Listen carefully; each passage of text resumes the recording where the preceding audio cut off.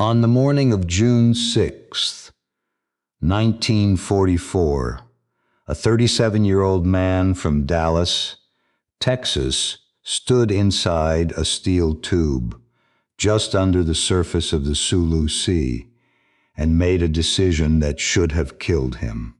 His wife, Edwina, was 7,000 miles away, raising his children in a house he barely lived in. He had 11 torpedoes left, and a Japanese destroyer was 90 seconds away from ramming his submarine in half. His name was Samuel Dealey. He had not slept properly in 11 days, and the moon, an hour earlier, had betrayed him. The convoy he had been stalking since the previous evening was still 4,000 yards ahead.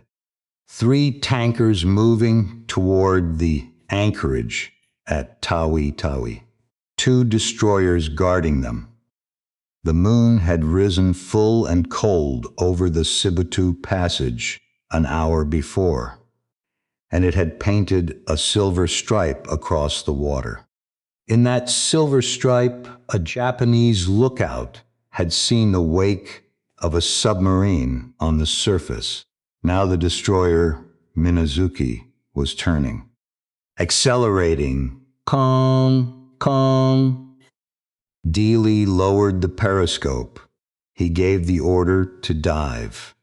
And then, in the quiet way he always gave impossible orders, he told his crew to turn the boat around and face the thing that was hunting them. Before we return to that moment, before we watch what happens next, we must understand how a man arrives at the decision to point his submarine at an oncoming destroyer instead of running from it. Because Samuel Dealey did not begin his life as a killer of warships.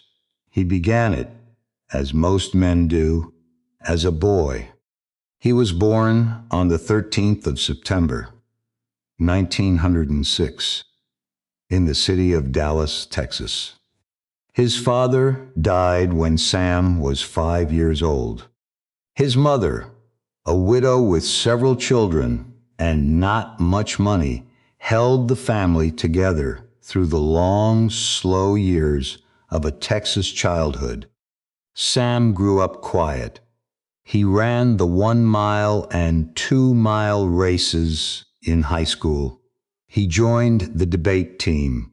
Photographs from those years show a thin boy with a long face and eyes that already seemed to be looking at something far away. In the summer of 1925, he entered the United States Naval Academy at Annapolis. He was not, by the standards of that institution, a distinguished cadet.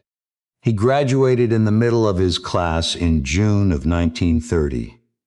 His first assignment was to the battleship Nevada, a slow gray fortress of a ship whose great guns pointed at nothing in particular during the long peace of the interwar years. He served on her. He learned the routines of naval life. He married a woman named Edwina, and they began the quiet arithmetic of a Navy marriage. The packing and unpacking the letters, the children who arrived and grew up mostly without their father in the room. Then, in the middle of the 1930s, he volunteered for submarines. Submarine duty in the United States Navy of that era was not glamorous. The boats were small and cramped and smelled of diesel and men. The technology was primitive. The pay was slightly better than surface service, and that was the main reason many officers chose it. But there was something else, something harder to name, that that drew certain kinds of men to submarines. It was the idea of operating alone. It was the idea of being invisible. It was the idea, perhaps, that in a boat beneath the surface, a quiet man could finally find a place where his quietness became a weapon. Dealey was, by every account, a quiet man. By December of 1941, when the Japanese aircraft came out of the sunrise over Pearl Harbor, he was in command of a small, aging submarine called S-20, running training exercises off the East Coast. He was 35 years old.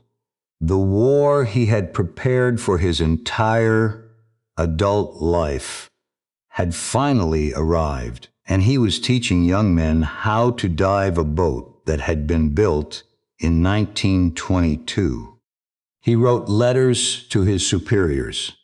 He asked again and again for a fleet command. They gave him one on the 2nd of December, 1942.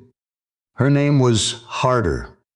She was a Gato-class submarine, brand new, 311 feet long, built by the Electric Boat Company in Groton, Connecticut.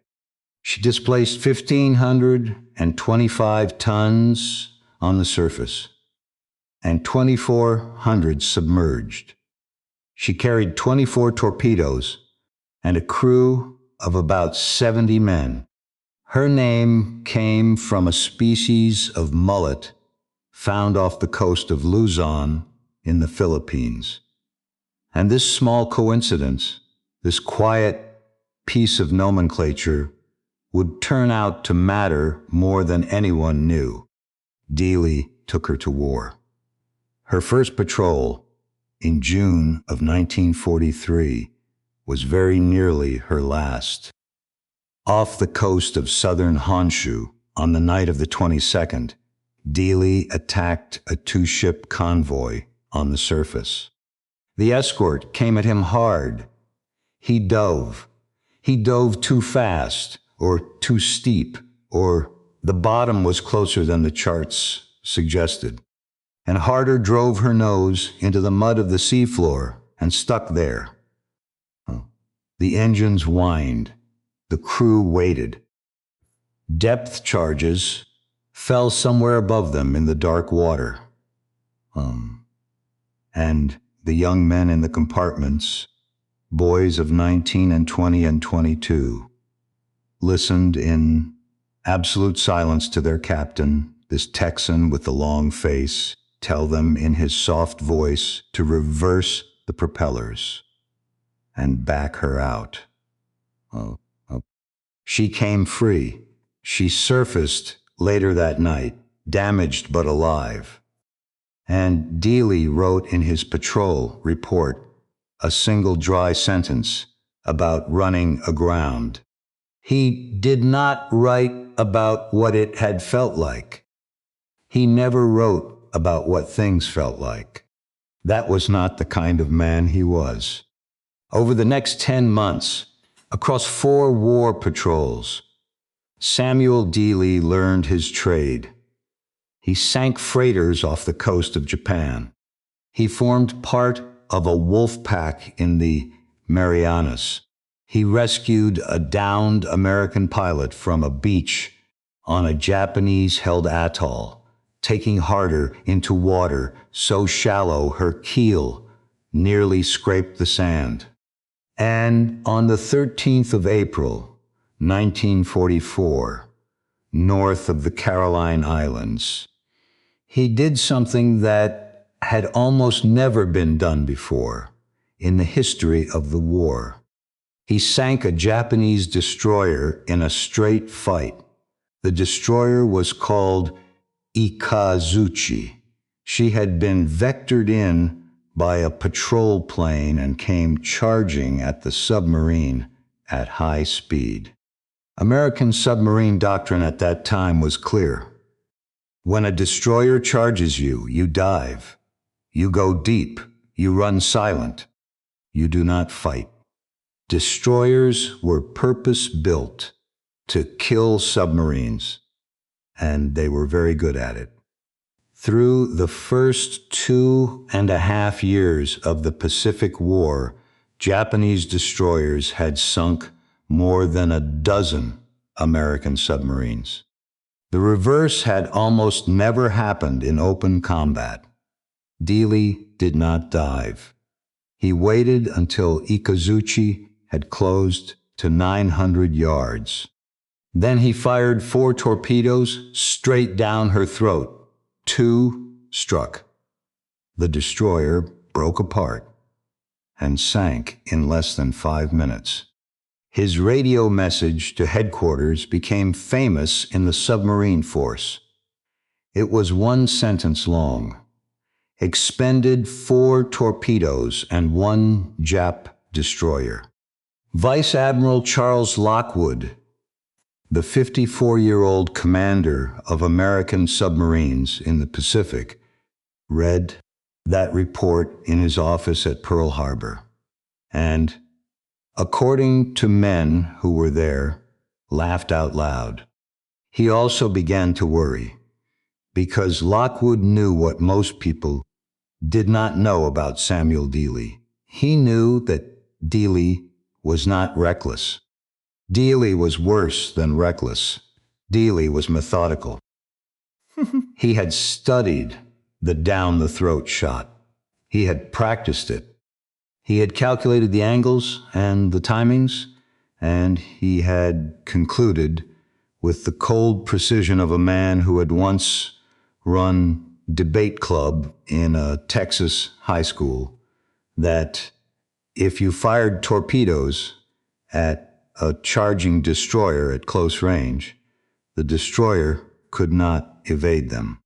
The math was on his side. The physics were on his side.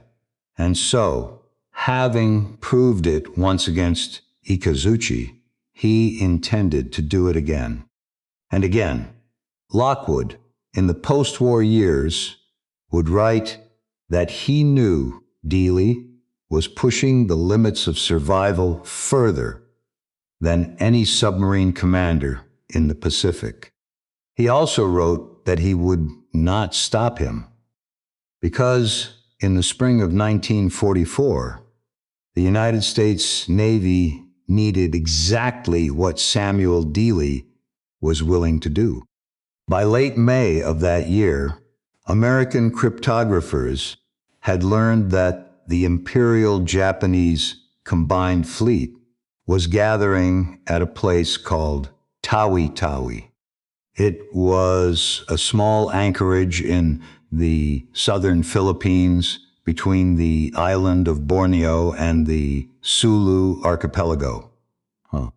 And it had become the staging point for the largest concentration of Japanese naval power since the Battle of Midway.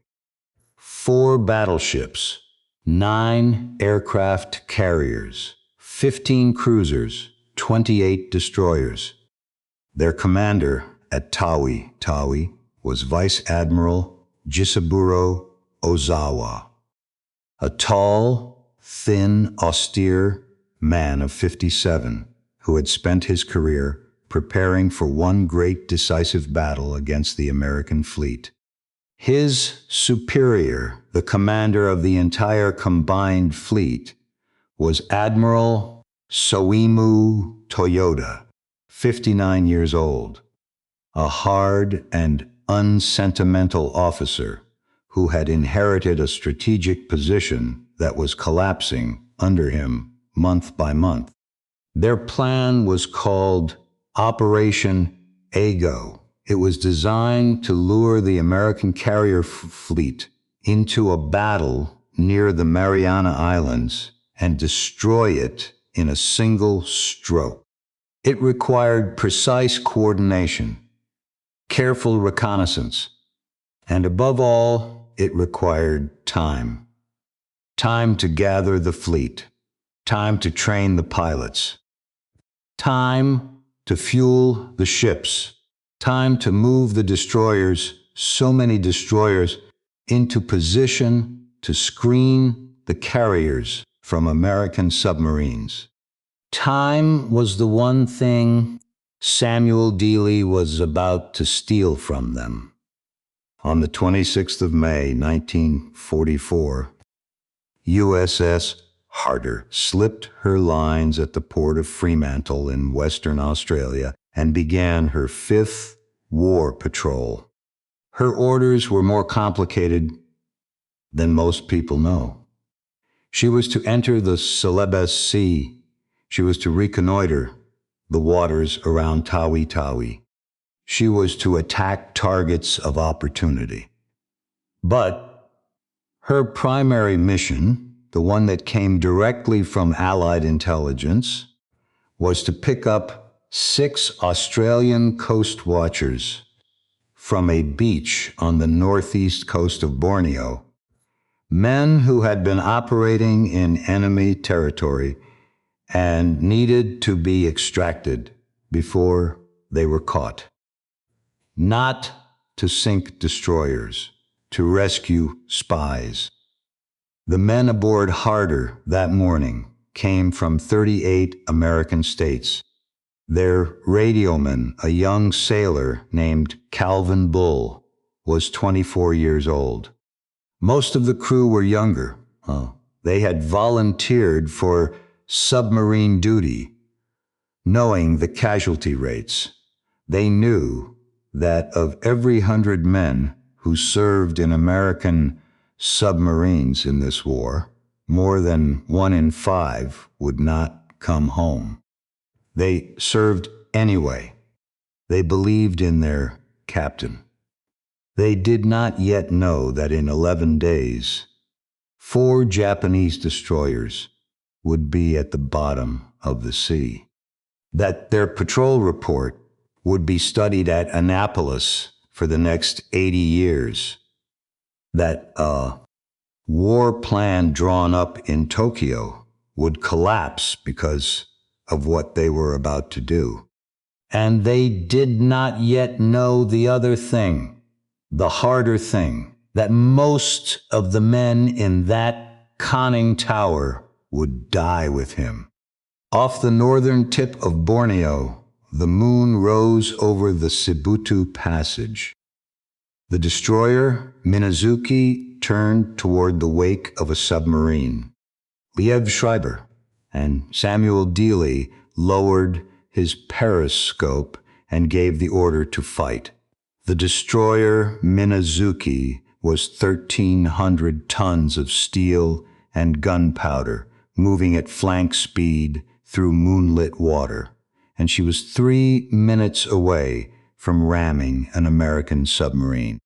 Inside Harder, the men worked in near silence. The conning tower was hot. It was always hot. Diesel heat from the engines below. Body heat from too many men in too small a space. The smell of oil and sweat and coffee gone cold in tin cups. Somewhere down in the forward torpedo room, a young sailor from Ohio was checking the wire leads on tube number 1. Somewhere in the control room, the diving officer had his hand on the plane wheel and his eyes on the depth gauge. Nobody spoke. Dealey stood at the periscope. His shirt was dark with sweat. His voice, when it came, was flat and quiet. Range 1,100 yards, down the throat. Every man in that conning tower knew what those 3 words meant. Fire torpedoes at the bow of a charging destroyer. Dive under her keel before she rammed. Miss, and the depth charges came down on your exact position. Dive late, and the destroyer cut you in half. The margin was measured in seconds. Dealey called the firing solution. 3 torpedoes left the tubes at 17-second intervals.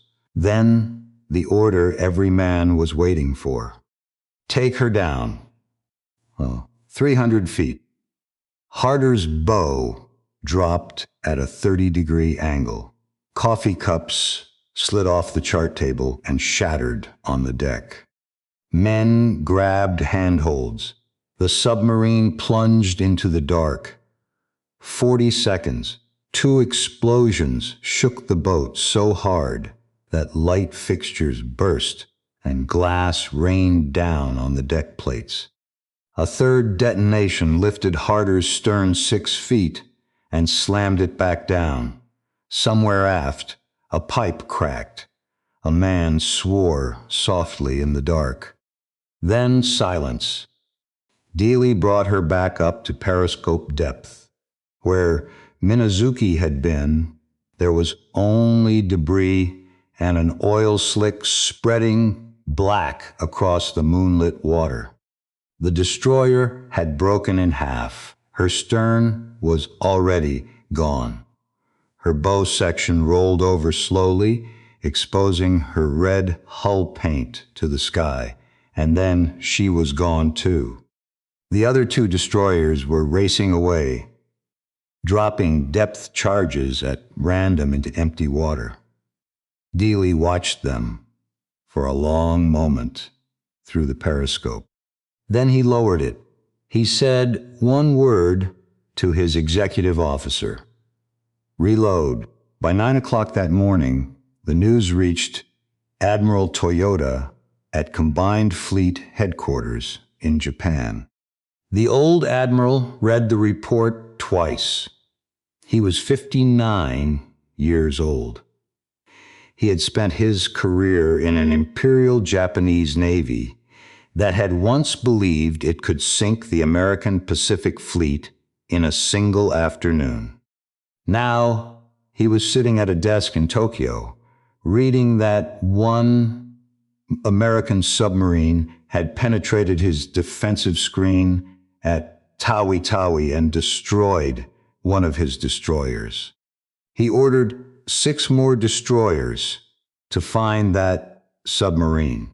He ordered patrol aircraft to sweep the area every 20 minutes. He did not yet know that the American captain was not finished. He did not yet know that this was only the first day. June 7th, 2:30 in the morning. Harder surfaced to charge her batteries. The night was black. No moon.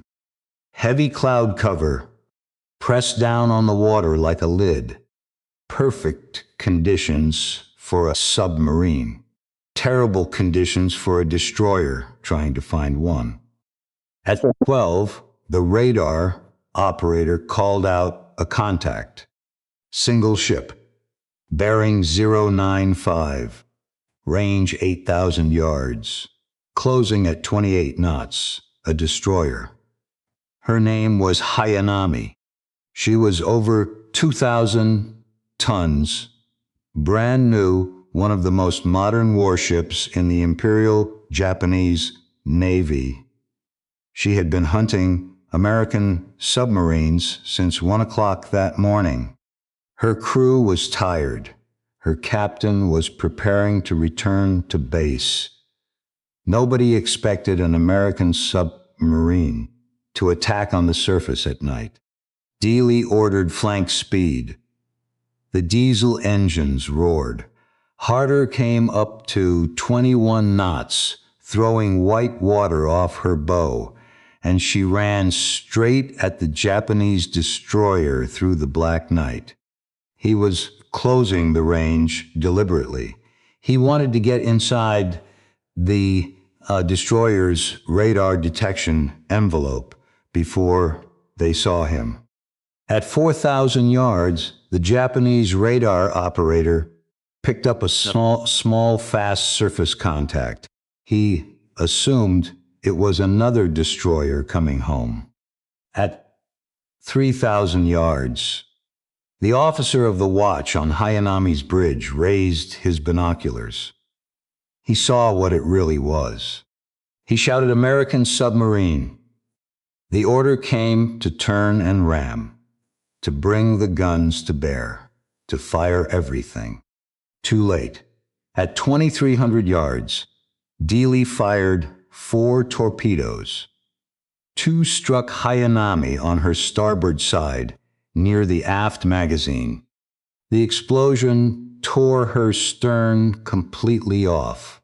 Her propellers were still spinning in air as she rolled 90 degrees onto her side. Water poured into her open compartments. Men who had been asleep in their bunks a moment before were now trying to climb bulkheads that had suddenly become floors. Hayanami went down stern first in less than a minute. Her captain and 228 of her sailors died in the water. 2 destroyers in 24 hours. Somewhere in Tokyo, Admiral Toyota received the news and did not, as far as we know, say anything. He simply issued new orders. 8 more destroyers were pulled from convoy duty. They were formed into hunter-killer groups. Their mission was single and clear. Find that submarine. Kill it.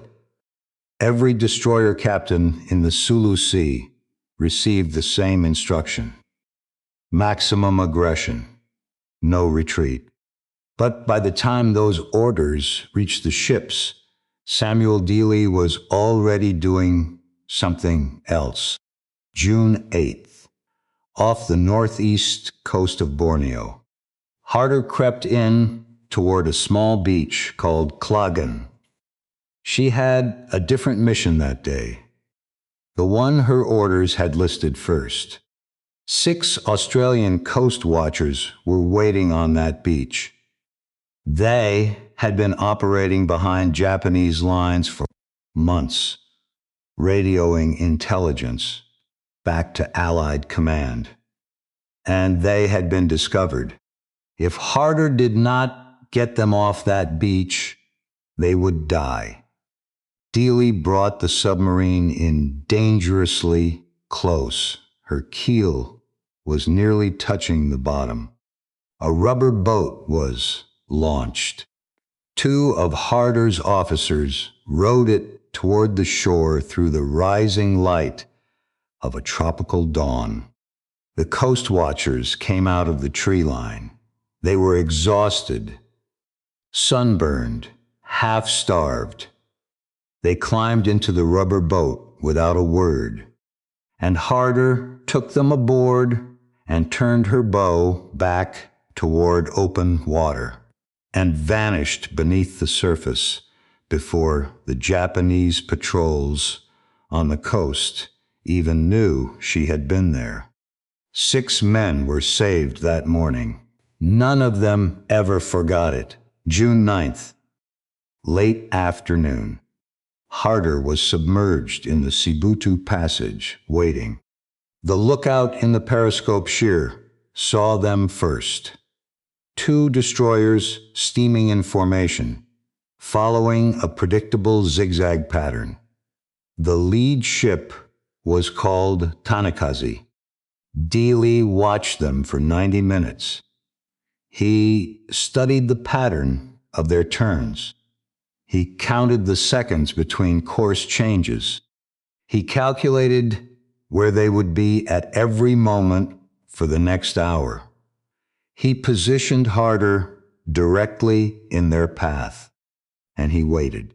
At 4:30 in the afternoon, Tanikaze turned toward Harder's position. Dealey let her close. 2,500 yards. 2,000. 1,500. At 1,200 yards, he fired 4 torpedoes at 17-second intervals.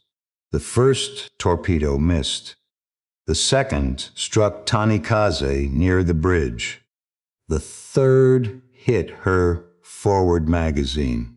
The explosion was so massive that Harder's crew heard it clearly through the sealed hull a deep, enormous sound like the world had cracked open. Tanikaze's bow sections separated from her main hull. Both pieces sank within 3 minutes. More than 100 Japanese sailors went down with her. The escort destroyer immediately turned and charged Harder's position. Depth charges began to fall. Dealey took her deep. 400 feet. The pressure hull groaned. Cork insulation rained from the overhead, but the destroyer's depth charges were exploding too shallow. After 40 minutes, the escort gave up and withdrew. 3 destroyers in 3 days. Somewhere in the flag quarters at Tawi-Tawi, Vice Admiral Ozawa was doing arithmetic. He was 57 years old. He had spent his entire adult life preparing for the decisive battle he now believed was only days away. His fleet was assembled. His pilots were trained. His plan required his ships to depart on the 15th of June. Coordinated with land-based air, screened by his destroyers, protected by careful reconnaissance. But 3 of his destroyers were on the bottom of the Sulu Sea. He did not know yet that a 4th was about to join them. June 10th, 5 in the morning. Harder came to periscope, depth 12 miles southwest of Tawi-Tawi. What Dealey saw through the periscope made every man in the conning tower hold his breath. 4 Japanese destroyers, spread out in line abreast formation, actively searching for submarines. Their sonar was pinging so loudly that the sound operator in Harder could hear it through his skull without headphones. It was a wall of ships moving in coordination, and Harder was directly in front of them. Dealey studied their formation. He picked his target. At 6:12, the 2nd destroyer in line turned directly toward Harder's position. Range 4,000 yards. Dealey waited. 3,000, 2,500, 1,800. He fired 3 torpedoes. All 3 struck the destroyer's port side within 5 seconds of each other. The ship exploded so violently that debris flew 300 feet into the air. She rolled over and sank in 90 seconds. Then the other 3 destroyers converged on Harder's position. Dealey took her deep, 500 feet. The depth charges began, 23 of them in the first 10 minutes. The lights went out. Emergency lighting came on and cast the compartments in a red twilight. A pipe burst in the forward torpedo room, and seawater sprayed across the deck. A hydraulic line ruptured in the control room. The pressure hull creaked in a way that men who had heard it before found extraordinarily persuasive. For 2 hours, the Japanese destroyers hunted them. 42 depth charges. Down in the compartments, men worked in silence, repairing damage while explosions shook the boat around them. Nobody spoke. Nobody had to. They knew what was happening. They knew that if one of those depth charges detonated within 30 feet of the hull, the sea would come in, and it would come in fast, and there would be nothing anyone could do. They watched their captain. Dealey stood in the conning tower with his hand on a stanchion, his face expressionless, listening. He had been listening for depth charges for 11 days. He was 37 years old. He looked, according to men who were with him, calm. After 2 hours, the destroyers withdrew. Dealey brought Harder up to periscope depth. The ocean was empty. 4 enemy warships destroyed in 4 days. That was the story the world would come to know. But there is a smaller story inside that larger story, and it is a story that Samuel Dealey himself told in his patrol report.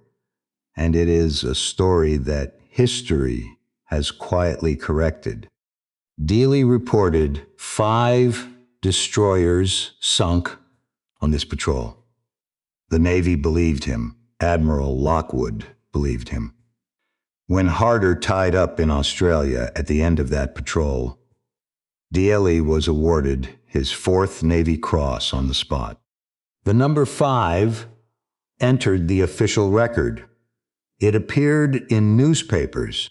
It appeared eventually on his Medal of Honor citation. But after the war, when American investigators had access to Japanese records, a committee called the Joint Army-Navy Assessment Committee reviewed every submarine claim of the Pacific War. They did it slowly. They did it carefully. They cross-referenced every kill against Japanese ship losses. And when they came to USS Harder's 5th patrol, they found something. They could only confirm 3 destroyers sunk: Minazuki, Hayanami, Tanikaze. The 4th destroyer, the one Dealey watched roll over and sink on the morning of June 10th, could not be matched to any known Japanese loss. Either the Japanese records had been destroyed in the closing months of the war, which happened often, or the ship Dealey saw explode had not, in fact, sunk. We may never know for certain. The number that mattered to the men on the boat was still extraordinary. 3 destroyers in 4 days is a record that has never been broken. But history is more truthful than legend, and it deserves to be told that way. There is one more truth from those days that has to be told. Vice Admiral Charles Lockwood, in the years after the war, wrote about Samuel Dealey in careful, measured language. He praised him. He honored him. And he admitted something that took him time to say out loud. He admitted that he had known Dealey was pushing the limits of survival further than any submarine commander in the Pacific. He admitted that he had watched it happen, that he had received the patrol reports and read them and understood exactly what was coming. That a man who fires torpedoes at charging destroyers over and over again at close range, at ranges measured in hundreds of yards, will eventually make one calculation wrong, or the sea will make the calculation for him. Lockwood did not stop Dealey. He believed the war required aggression. He believed the Japanese fleet had to be crippled before the invasion of the Philippines. He believed that Samuel Dealey was a weapon the Navy could not afford to holster. And so, on the 10th of June, at 8 o'clock in the morning, 6 days ahead of the schedule that had been drawn up in Tokyo, Vice Admiral Ozawa gave the order for the combined fleet to depart Tawi-Tawi. 4 battleships, 9 carriers, 15 cruisers, 25 destroyers, several fewer than the plan had called for. They sailed northeast into the Philippine Sea. They sailed toward a battle they were not yet ready to fight. 9 days later, on the 19th of June, they would find American aircraft in the sky above them, in numbers they had not prepared for. American pilots would call it the Great Marianas Turkey Shoot.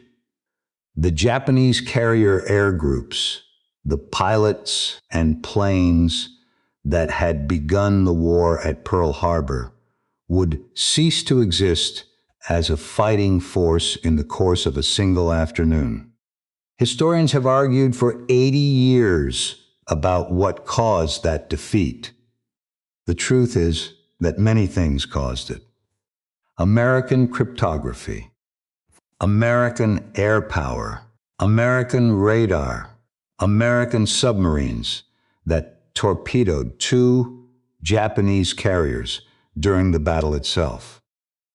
But one of the things that caused it, one of the pressures that forced Ozawa to sail too soon, was a quiet Texan in a submarine off Tawi-Tawi who had sunk 3 destroyers in 4 days and made the anchorage feel like a trap.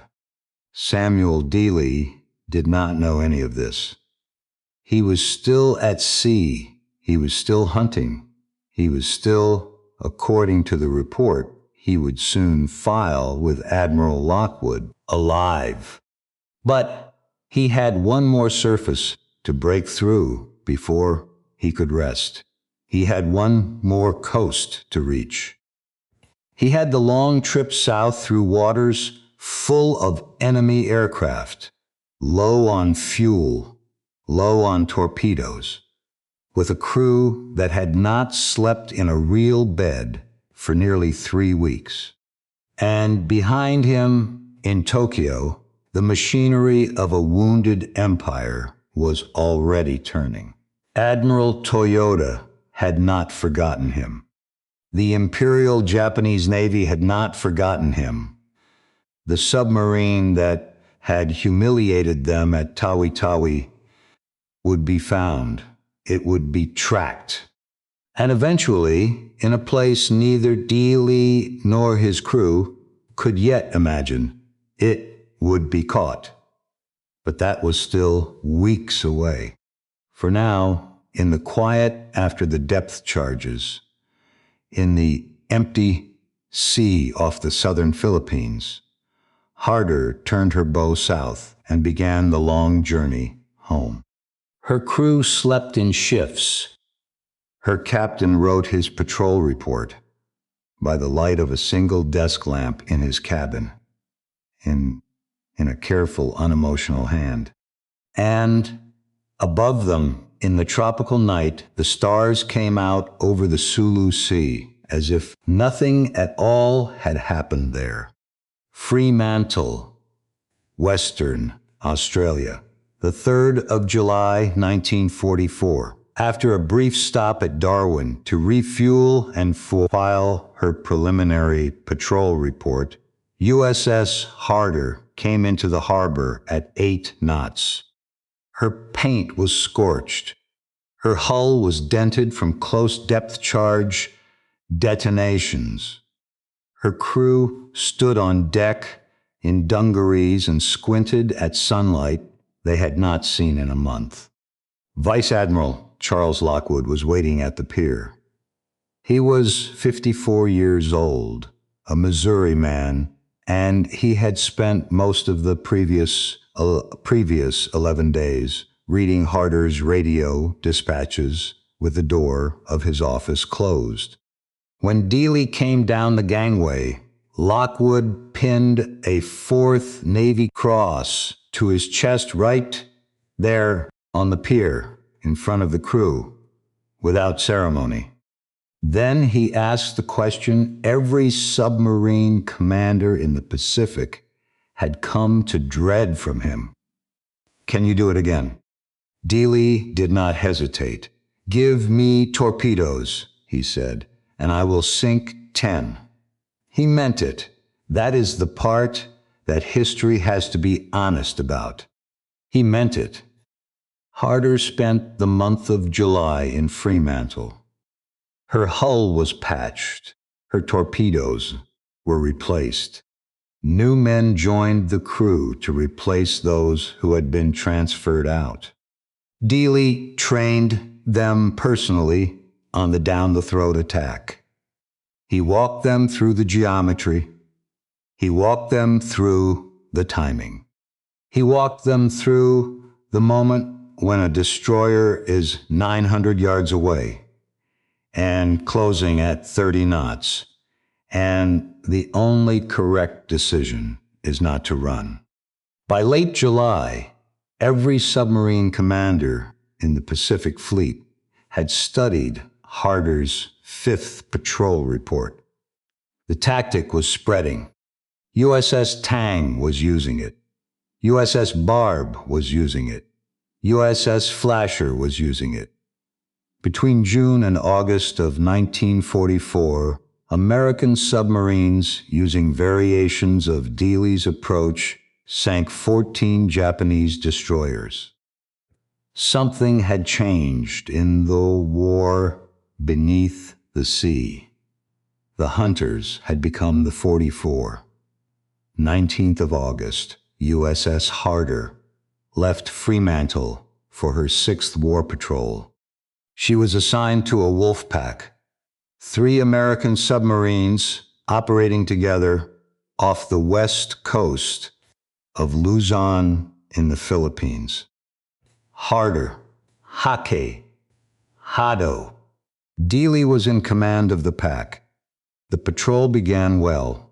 On the 21st of August, off Palawan Bay, they intercepted a 16-ship Japanese convoy. In the confusion of a coordinated attack, 4 cargo ships totaling 22,000 tons went to the bottom. On the 22nd, Harder and Hado caught 3 small Japanese coastal defense vessels off Bataan. All 3 sank. Harder was credited with the frigate Hiburi. Hado took Matsuwa. A 3rd ship went down under combined fire. By the 23rd of August, Hado had expended all her torpedoes and turned south for home. That left Harder and Hake. They were operating together off Dassault Bay on the western coast of Luzon.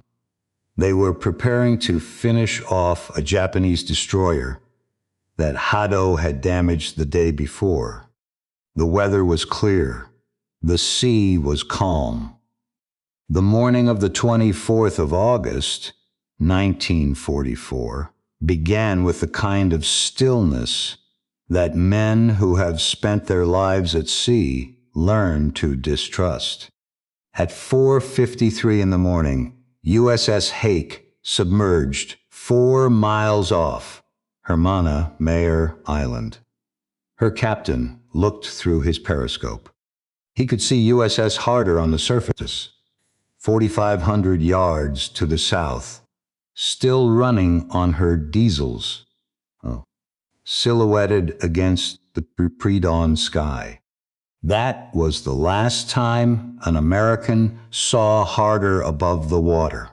At 5:20, Hake's sonar operator heard something that made him remove his headphones for a moment, and then put them back on and listen very carefully. Echo ranging. Close. Getting closer. 2 Japanese ships were closing on Harder from the north. One of them was a small escort called CD-22. She was an auxiliary sub-chaser, a coastal defense vessel. She was not a destroyer.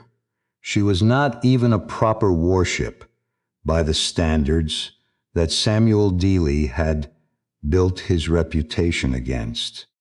She was the kind of ship that submarine captains, if they thought about her at all, tended to think about as a nuisance. Behind her came patrol boat number 102, a converted escort that had once been the Thai destroyer Peara Ruang, sold to Japan and repurposed for anti-submarine work. The two Japanese ships had been searching that stretch for 3 days. Japanese intelligence had intercepted radio transmissions. They knew there was an American wolf pack somewhere off Dassel Bay. They did not know exactly where, but they were looking. Heiki's captain lowered his periscope and took his boat deep. At 5:30, Harder crash-dived. The Japanese ships were less than 2,000 yards away. Dealey had seen them at the last possible moment. He took Harder down fast, ordering flank speed and a maximum dive angle, and the submarine descended at 35 degrees towards safety. But her diesel exhaust was still venting as she went under. A trail of bubbles marked her position on the surface, like a finger, pointing straight down at her. CD-22's sonar operator had a perfect contact, range 1,200 yards, depth approximately 200 feet, still diving. At 5:47, CD-22 made her first depth charge run. The full pattern was released. 15 depth charges set to detonate at 250 feet. They bracketed Harder. At least 3 of them detonated within 50 feet of her hull. Down in the compartments, 79 men felt the boat lift and slam. The lights went out.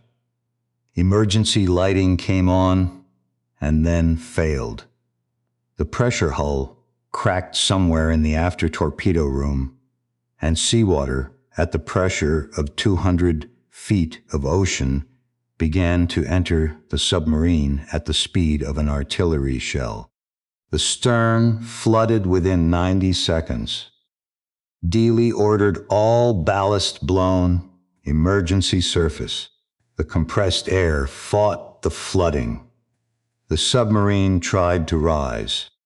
The bow came up sharply as the stern dragged her down. Men who had been standing were now hanging from stanchions. The boat was tilting toward vertical. At 5:52, CD-22 made her second run. More depth charges came down through the water. The main pressure hull ruptured in multiple places. The control room flooded.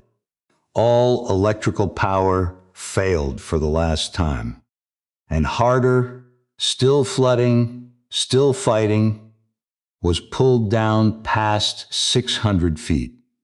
That is deeper than she was ever designed to survive. At that depth, the hull began to fail all at once. Bulkheads collapsed. Compartments crushed inward. The submarine imploded in stages, the way submarines do when the ocean finally decides it has had enough. It was over in less than 3 minutes. At 6 in the morning, CD-22 and patrol boat 102 reported a successful attack. Oil rose to the surface. Cork insulation, splinters of wood. The Japanese ships circled the area for 2 hours, dropping additional depth charges into water that no longer contained anything that could be hurt. They recovered no survivors. All 79 men aboard USS Harder died. Commander Samuel David Dealey, 37 years old, from Dallas, Texas. Radioman Calvin Bull, 24 years old. Farm boys from Iowa. Factory workers from Michigan. Men whose names appear on a marble wall in Washington. Men whose grandchildren, in some cases, are now older than they ever got to be. They came from 38 states. They served on a submarine whose motto had been, "Hit him harder," and they were killed by the smallest and least respected class of warship in the Imperial Japanese Navy. That is the irony history has to sit with. The man who had made his name teaching American submarines how to hunt destroyers was killed by a ship that was not a destroyer at all. A coastal escort, a converted patrol boat, the kind of vessel Dealey had spent a career treating as beneath his notice. The war does not always kill you with the thing you feared. Sometimes it kills you with the thing you overlooked. USS Hake remained submerged until nightfall. Her captain filed a contact report describing what he had seen and heard. It reached Admiral Lockwood at 8 in the morning on the 25th of August. Lockwood read it in his office at Pearl Harbor.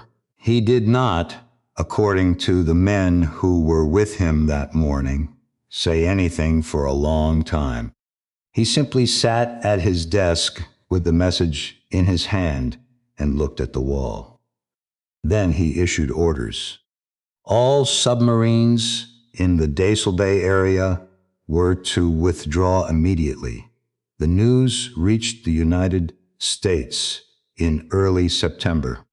The Navy Department released a short statement.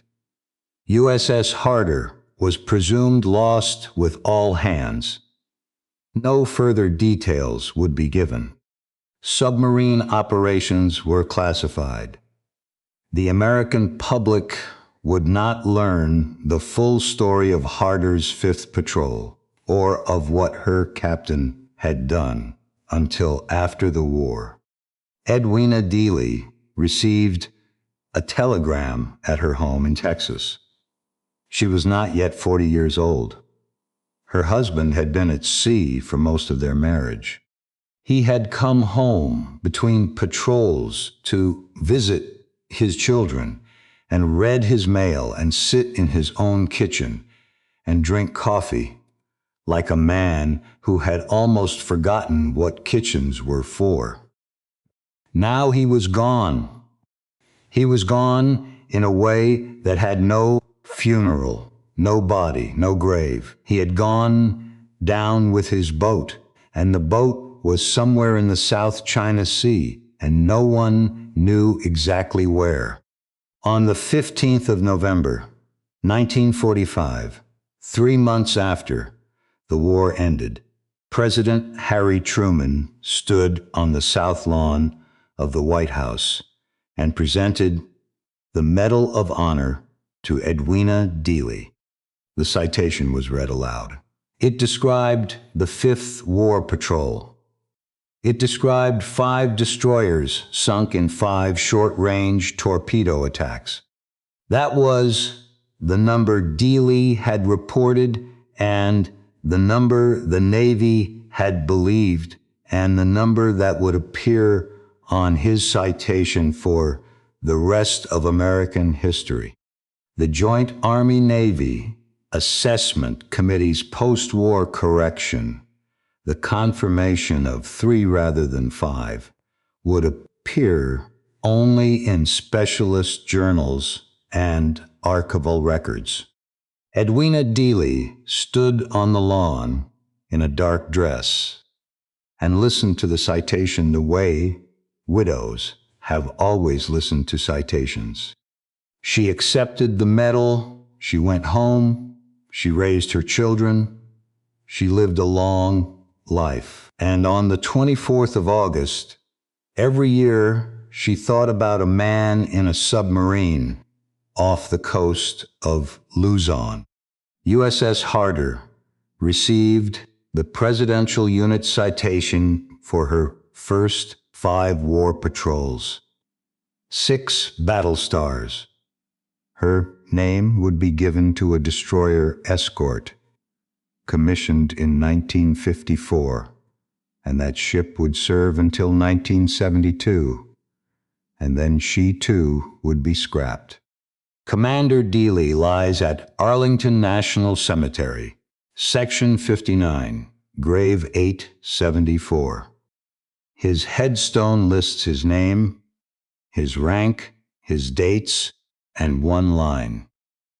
Medal of Honor, Destroyer Killer. His body is not there. His body is where he left it. For 80 years, no one knew exactly where that was. On the 22nd of May, 2024, an underwater exploration team, led by a man named Tim Taylor, announced that they had found her. The wreck of USS Harder sits upright on the floor of the South China Sea at a depth of 3,750 feet, 12 miles west of Dassel Bay, more or less exactly where the Japanese depth charges had put her. Sonar images showed her main hull mostly intact. Depth charge damage was visible near the conning tower. The team called the family members of the 79 men who had died aboard her. Some of those family members were now in their 90s. Some had been babies when their fathers went to sea and had spent their entire lives with a photograph on a mantelpiece and a folded flag in a drawer. 80 years is a long time to wait for an answer. The wreck is a protected war grave now. No salvage. No recovery. The 79 men remain where they died, in the pressure and the dark, on a submarine that finally stopped fighting on a morning in August of 1944. The last survivor of Harder's earlier cruise, a man named Paul Bryce, who had served on her before the 6th Patrol, died in 2022 at the age of 98. With his death, no one remained alive who had walked the passageways of that submarine. That is the reason stories like this one still have to be told.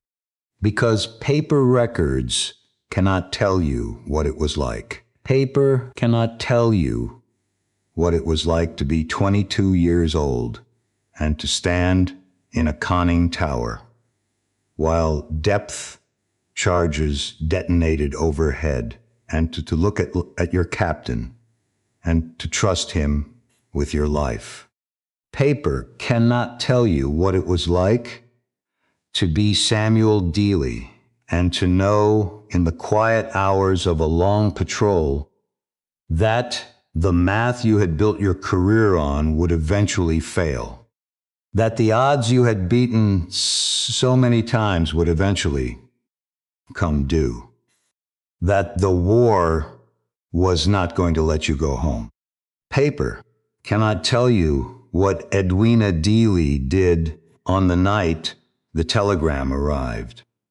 Paper cannot tell you what a father from Iowa thought when he read the letter from the Navy Department, what a mother in Michigan did with the folded flag, what a young widow in California, 23 years old, told her infant son when the boy grew old enough to ask about the man in the photograph. 79 men died aboard USS Harder.